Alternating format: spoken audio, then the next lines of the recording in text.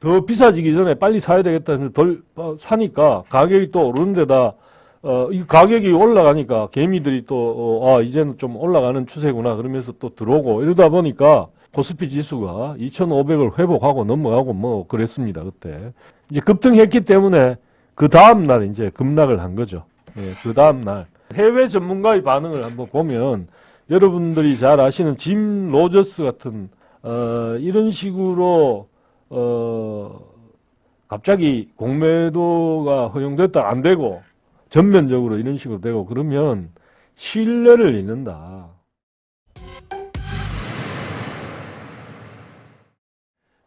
그래서 한번 일단 뭐 첫날 왜 이렇게까지 됐는지를 한번 설명하는 걸 한번 보시면 한번 볼까요?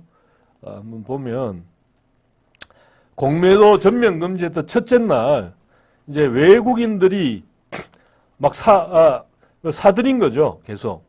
왜 사들였냐? 이제 전면 금지되는데 자기가 빌려둔 걸 갖다가 돌려줘야 되잖아요.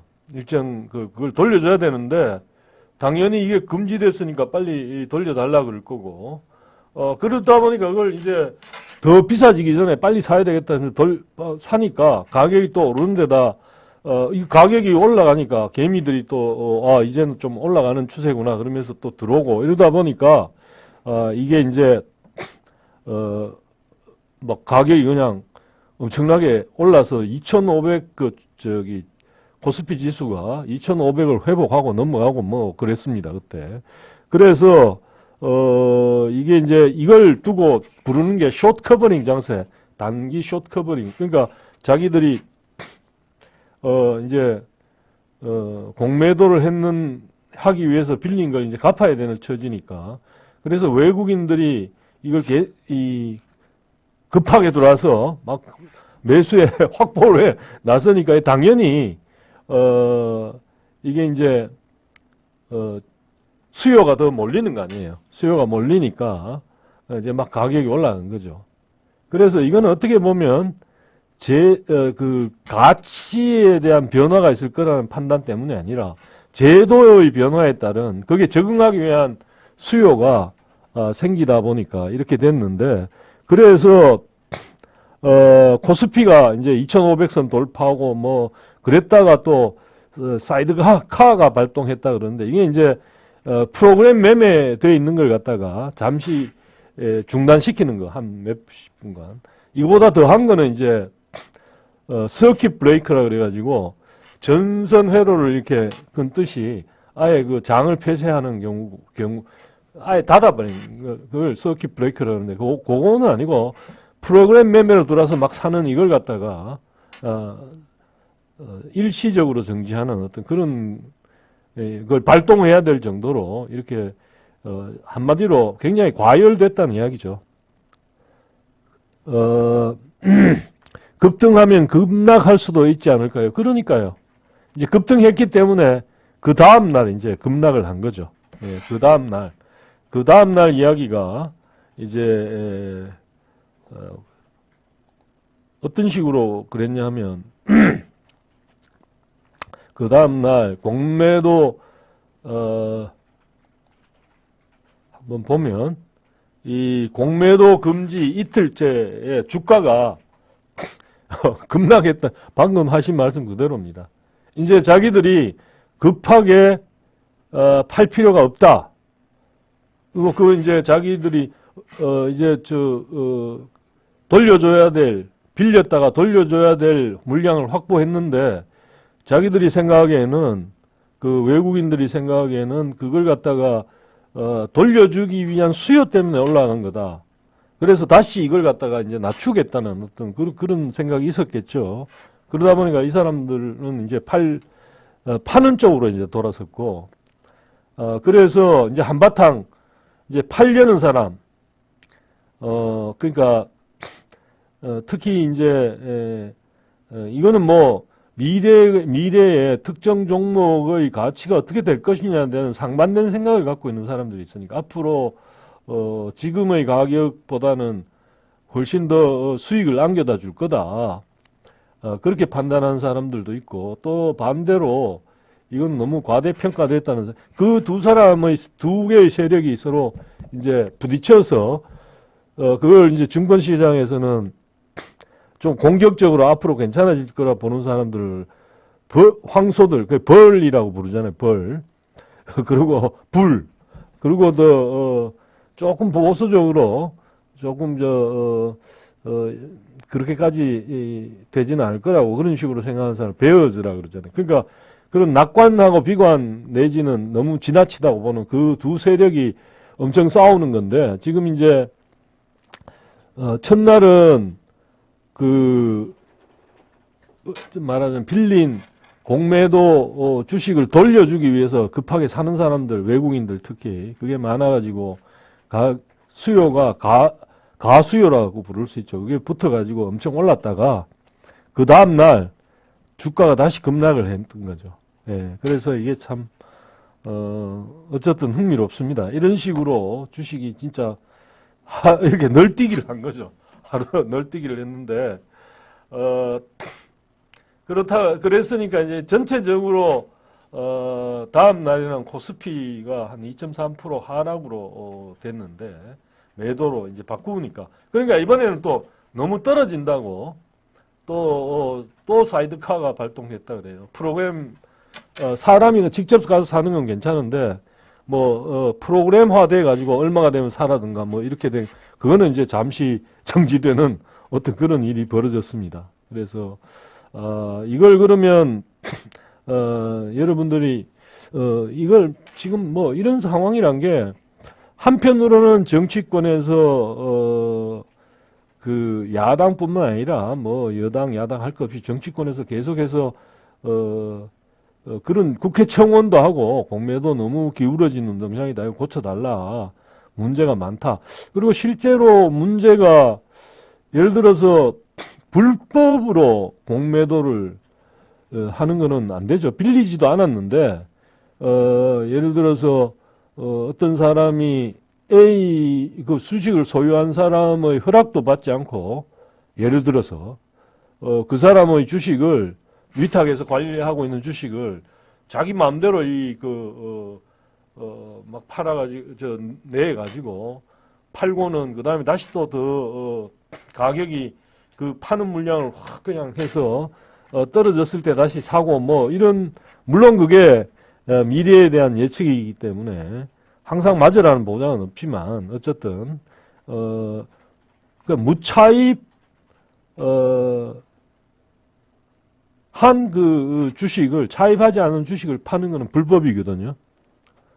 그런데 그런 불법이 상당히 많이 저질러졌다는 식으로 얘기를 하고 있습니다.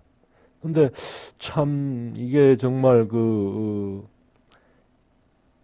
그냥 아무나 말한 게 아니라 그 금융감독위원회 위원장 김주현 위원장이 불법이 실제로 있었다 사례를 적발했고 그런 사례들이 이제 그래가지고 그게 이제 단순히 그냥 어떤 조그마한 어떤 기관이나 개인이 그런 게 아니라 상당히 큰 이름 들으면 알만한 그런 곳들이 다 거기 같이 거기에 적발이 됐다 그러니까 이게 참 문제는 있는 거죠. 그러니까 그런 불만을 개미 투자자들이 기울어진 운동장이고 여기 이게 문제가 있다고 얘기할 수 있는 소지는 있는 건데 그런데 충분히 이제 그런 문제들이 있다는 걸 사실은 알지만 이때까지는 금융위원회나 이런 데서 어떤 식 태도를 취했냐면 이게 국제적인 말하자면 순기능이 있기 때문에 공매도라는 것도 가격이 너무 과도하게 주식 거품이 끼고 과도해진 걸 막고 가격이 제자리를 찾아가도록 주식의 가격이 어떤 그런 기능을 한다고 보고 이제 이걸 없애면 공매도에 대해서 너무 과도한 규제를 하면 안 된다 이런 태도를 취했는데 그러면 그런 문제 차입하지도 않고 파는 문제를 해결을 좀 했어야 되는데 그런 것에 대한 노력은 없다가 어느 날 갑자기 전면 금지를 해버리니까 이렇게 뭐 널뛰기 하는 일이 벌어지게 된 거죠. 예, 그래서 어쨌든 여기에 대해 가지고 여러 가지 태도가 있을 수 있는데 어쨌든 가장 말하자면 이 국제 스탠다드를 이런 식으로 말하자면 이 하루아침에 그냥 그 전에는 또 사실은 그렇게 되면 우리나라 시장에 대한 증권 시장에 대한 어떤 신뢰라든가 이런 걸 잃는다 그러면서 그런 논리를 꾸준히 유지하다가 또 갑자기 그 문제를 고치려고 하기보다는 이런 식으로 전면적으로 갑자기 물론 문제를 고치기 위해서 닫기는 했지만 그 뭐 내년 6월까지 한 8개월 정도를 이렇게 전면 금지를 해버리면 이제 그랬더니 나오는 이야기가 해외 반응들부터 한번 보면 여러분들 저기 짐 로저스라고 굉장히 유명한 투자자가 있지 않습니까? 한국을 상당히 미래가 밝은 어떤 경제적 미래가 밝은 나라로 보는 제가 이해가 안 되는 거는 오히려 수기라든가 그러니까 불법 차입을 하지도 않은 책을 파는 그런 걸 갖다가 이제 허용하는 게 이해가 안 된다는 건데 우리 정호님은 아예 그걸 갖다가 장난을 칠 수 있으니까 그걸로 그리고 수수료를 벌기 위한 방기고 뭐 하는 그런 문제 때문에 그거를 아예 뭐 말하자면 순기능이 없으니까 없애자는 그런 의견이신 것 같습니다. 예. 그 부분은 글쎄요. 저는 조금 더 그걸 보고 이제 실제 과연 어땠는가를 하나하나 뒤져보는 그런 것까지를 해봐야 답을 드릴 수 있는데 정확하게. 근데 제가 뭐 그 정도까지 서치를 안 해봐가지고 얘기하기는 어렵습니다만은 실제 어땠는가는 그러나 그게 예를 들어서 그게 사실이면 지금 말씀하신 대로 그런 것들이 전부 다 그렇다면 공매도를 금지한 시장이 엄청나게 잘 돼야 되는데 공매도를 금지하는 게 한국하고 튀르키예 그 정도인데 그 튀르키예 증시가 굉장히 잘 돼야 되는데 다른 유럽이나 뭐 저 OECD 국가들에 비해서 그렇다는 이야기는 따로 뭐 특별히 들어본 게 없습니다. 제가 아무튼 의견을 주셔서 감사드립니다. 아무튼 해외 전문가의 반응을 한번 보면 여러분들이 잘 아시는 짐 로저스 같은 한국을 굉장히 잘 될 거라 보는 그 낙관적으로 경제적 미래를 그런 외국인 투자자 꽤 유명한 세계적으로 좀 잘 알려진 분이죠. 이분이 했던 이야기는 이런 식으로 갑자기 공매도가 허용됐다 안 되고 전면적으로 이런 식으로 되고 그러면 신뢰를 잃는다. 신뢰를 잃는다는 이야기를 하고 그래서 장기적으로 별로 좋지 않다는 이야기고 하고 있고 그리고 지금 이제 우리 빌 정호님하고는 조금 다른 이야기죠. 뭐라고 그랬냐면 개인 투자자들이 상당히 선호하는 쪽에 계속 뭐 작전 세력이 붙든 뭐 아니면 계속 사든 뭐 그래가지고 거기에 거품이 형성될 가능성이 많다 이런 식으로 얘기하고 있습니다. 예. 그래서 그렇기 때문에 그런 이야기들과 함께 이래서는 금융 중심지가 되기 어렵다 한국이 이게 그래서 실수다 이 로저스는 그렇게 얘기하고 있습니다. 예. 아무튼 그러다 보니까 또 나오는 이야기가 뭐냐면 일정 부분은 아까 말씀드린 것처럼 증권사 입장에서는 틀림없이 수기라든가 뭐 이걸 허용해라 뭐 그럴수록 자기들이 유리하니까 나중에 뭐 허락받지 않고도 막 그런 걸 할 수 있고 하니까 그렇게 그 부분은 비판받아 마땅하죠, 당연히. 그리고 오히려 강조하기를, 이거는 해야 된다, 뭐, 이런 쪽을 강조하겠죠. 강조하는데, 제가 보기에는, 이런, 말하자면 전산 시스템을 제대로 갖춰서 수기에 따르는 여러 가지 문제를, 해결해야 될 것 같고, 그래서, 그걸 갖다가 얘기하고 있는, 오늘, 그런,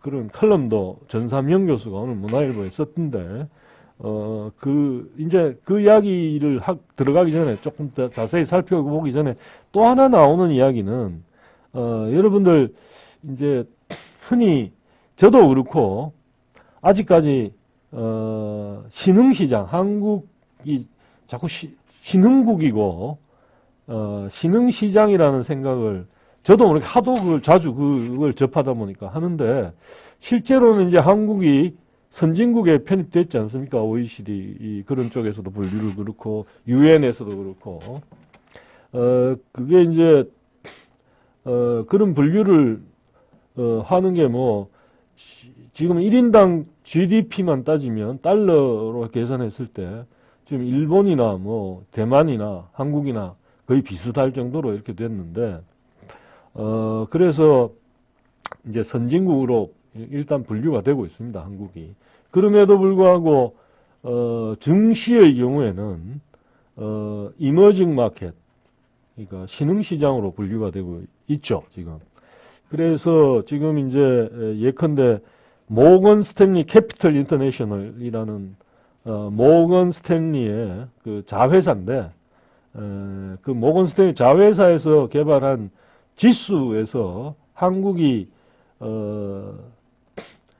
디벨롭드 마켓이 아니라 이머징 마켓으로 이렇게 분류가 되고 있답니다. 중국, 인도 이런 나라들하고 같이 대만 대만도 물론 그렇고 미국, 일본, 호주, 싱가포르 이런 거는 이제 선진국 지수라 그래갖고 따로 빼고 있고. 그런데 이제 나오는 이야기는 무슨 이야기를 또 사람들이 하고 있냐 하면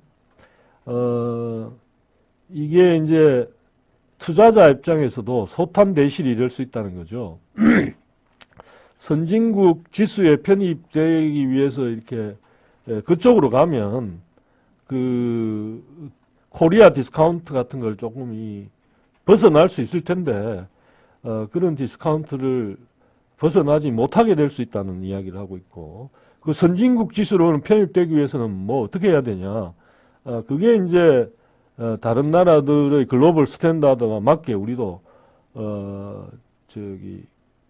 그 공매도를 갖다가 나름대로 그걸 인정을 해서 하는 거죠. 물론 불법이라든가 이런 거는 불법으로 할 수 있게 하는 건 다 막아야 되겠죠, 당연히. 막은 채 해야 되겠지만 그런 이야기들을 하고 있습니다. 그래서 안타깝기는 이런 문제가 많았는데 왜 지금까지 그러면은 그런 것들을 제대로 그걸 하지 못했을까? 그건 참 안타까운 부분입니다.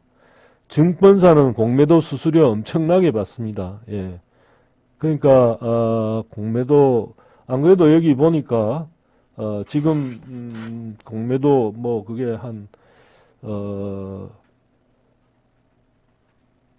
그 기관 투자자가 할 때는 한 1% 정도 주는데 2에서 4% 엄청나죠. 사실은 4%만 돼도 어마어마하니까 웬만해서는 개인들이 하기 어려운 게 사실입니다. 사실인데 이거를 지금 그러면 일단은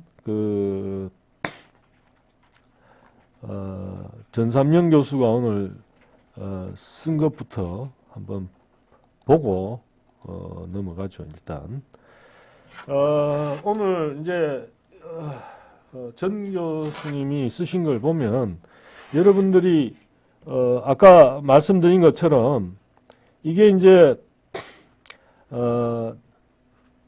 아까 설명드렸듯이 이게 차입을 하지 않고 공매도를 하는 것까지도 만약에 허용한다 그러면 이게 나중에 말하자면 이거는 그야말로 차입을 하지 않은 채 막 그냥 후려쳐가지고 막 떨어지게 만들어서 차입을 하지 않은 채 엄청나게 뭐 수량 어느 정도 있다는 걸 알고는 하고 나중에 또 갚아줘도 되도록 그렇게 하는 그런 시스템 너무 위험해서 우리나라에서는 2000년 이후에는 금지했고 미국에서도 이걸 금지하고 있다고 합니다. 글로벌 스탠다드에 맞다는 이야기죠.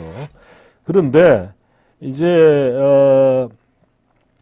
지금까지 그럼에도 불구하고 금지하는 건데도 불구하고 무차입 공매도를 지금 해왔다는 거니까 이건 진짜 금융감독원, 금융위원회 뭐 이런 데서 제대로 못했다는 이야기가 되는 거죠. 그래서 이 시스템을 마련하고 난 다음에 이걸 갖다 다시 개방하겠다 그러면서 8개월이죠. 8개월 정도를 얘기를 했는데 이제 그 전문가들은 그게 너무 길다고 보는 그런 판단을 하는 분이 많은 것 같습니다. 문제는 공매도 금지 기한이다 이렇게 얘기를 하고 있으니까 그래서 더군다나 이게 총선 이후까지 한다는 걸 두고 이게 일종의 그 총선을 의식한가 무슨 그런 거 안 되나 어쨌든 그런데 전 교수님의 의견은 그 기간을 너무 길게 하는 게 좀 위험할 수 있다는 그런 생각을 가지고 그래서 이거를 불법으로 무차입 그걸 하지 못하도록 그래서 아까 수수료 말씀을 하셨는데 그러니까 개인하고 기관 투자가 기관이나 외국인의 경우에는 공매도 제한을 두지 않고 모든 종목 공매도가 현재 가능하고 그래서 종목별 차이는 없는 것 같습니다. 지금 공매도가 가능하고 그 다음에 수수료도 1% 정도인데 개인은 종목은 증권사가 가지고 있는 거에 대해서 그 다음에 수수료가 2.5에서 4%라 그러네요. 그리고 개인의 경우에는 상환 기간이 90일인데 기관과 외국인의 경우에는 상환을 언제 하느냐 언제까지 수수료를 그런데 개인은 수수료를 뭐 더 지불하더라도 90일 이상 그 상환 기간을 늘릴 수 없는 데 비해서 이게 원칙적으로 1년인데 지금 저쪽에 좋다 그러면 협의만 있으면 무기한 연장할 수 있다. 그러니까 파는 시점을 팔고 사고 하는 시점을 사는 시점을 굉장히 유리하게 낮아졌을 때를 선택할 수 있는 더 넓게 선택할 수 있도록 그렇게 해주고 있고 그런 상황인데 뭐 담보 비율 같은 이야기도 나오고 뭐 있습니다 지금. 그래서 기울어진 운동장이라는 이야기가 사실이다. 그건데 이게 이제 그런 점에서 기울어진 운동장을 좀 바로잡는다는 거는 글로벌 스탠다드에도 맞고 동시에 이런 순기능을 살리는 거보다 같다. 빌 정호님이라는 게 그동안 주식 시장을 바라보면서 경험한 거다고 말씀하시네요. 예. 일단은 그런 의견 자체는 제가 그 논리적으로 나오는 이야기랑 그 경험이 조금 다를 수도 있는데 그런 경험에 대해서는 특히나 우리 시장이 빌 정호님 같은 경우에는 이런 그 불법 공매도가 판치는 그런 시장을 경험하셨기 때문에 이게 잘 고쳐지고 난 다음에도 그런 기능이 없이 그냥 쓸데없이 개인미 투자자를 희생시키는 건지는 그걸 경험해 보셨다고 보기는 좀 어려운 부분이 있지 않을까요? 아무튼 일단 예. 그래서 이게 이제 지금 결국 자본 시장을 갖다가 잘 발전시키기 위해서도 이걸 말하자면 전 교수님은 시스템을 전부 전산 수기로 하는 게 아니라 전산화시킬 필요가 있다. 이 전산화해 놓으면 여러분들 잘 아시다시피 옛날에는 조회를 그 인적 사항이라든가 뭐 이런 거 조회를 그냥 부탁하면 그냥 이게 쉽게 조회도 해주고 그랬는데 이제 전산 시스템이 돼가지고 누가 그 전산 시스템에 들어갔는지 다 기록이 남기 때문에 함부로 사람에 대해서 알아보는 이런 것들을 부탁한다고 해서 들어주지 않습니다. 그죠? 그럴 뿐만 아니라 언제 어떻게 이게 쓰였고 뭐 이런 게 다 기록이 되는 거죠. 그럼 누가 언제 어떤 계약을 맺었는지도 거기 다 남는 거고. 그러면 그런 게 확실히 있기 때문에 소위 말하는 불법을 저지를 확률이 확 줄어드는 거죠. 그런 점에서 이제 수기를 없애고 시스템을 전산화하라는 의견을 줬는데 이거는 어저께 아시아 투데이에서도 비슷한 사설이 나갔습니다. 그러니까 공매도 제도를 개선하는데 결국은 전산화를 완전하게 하고 그 다음에 또 강력한 처벌을 해야 된다. 그러니까 그게 강력한 처벌을 해야 되는 이유가 이게 아까 아까 빌님께서 말씀하셨듯이 이 장난을 쳐서 벌 수 있는 규모가 어마어마하게 크기 때문에 그걸 뭐 예컨대 그걸 잘하면 뭐 1,000억 이렇게 벌 수 있는데 지금까지 최고로 그 벌금을 과태료 뭐 이런 걸 받은 게 형사처벌을 받지 않으면 물론이고 그걸 받은 게 뭐 30몇 억이 최고였다고 합니다. 그러니까 어쨌든 그런 것 때문에 이제 처벌의 수위가 약하면 뭐 경제학에서 말하는 게 발각될 확률 곱하기 내야 되는 벌금액 확률 곱하기 벌금액이 자기가 예상되는 수익보다 훨씬 더 작으면 나쁜 짓을 하더라도 벌어들일 수 있는 돈이 어마어마하게 크고 발각된 확률 곱하기 벌금 했는 게 그게 얼마 안 되면 불법도 저지를 가능성이 많은 거죠. 그럼 뭐 단순하게 뭐 깊이 생각 안 해도 알 수 있는 거 아닙니까, 그거는. 옛날에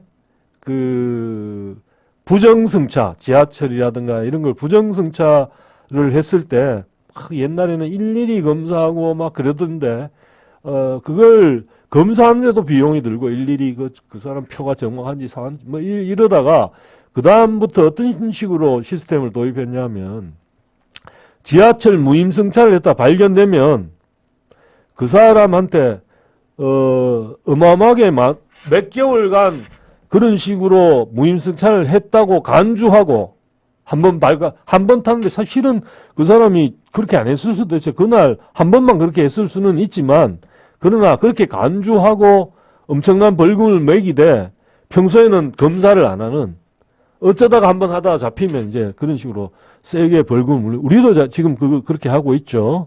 그러다 보니까 어떻습니까? 승차권 일일이 검사 안 해서 좋고 또 기차표 같은 그런 거 또 한 번 발각되면 또 엄청나게 하니까 사람들이 웬만해서는 부정승차를 안 하죠.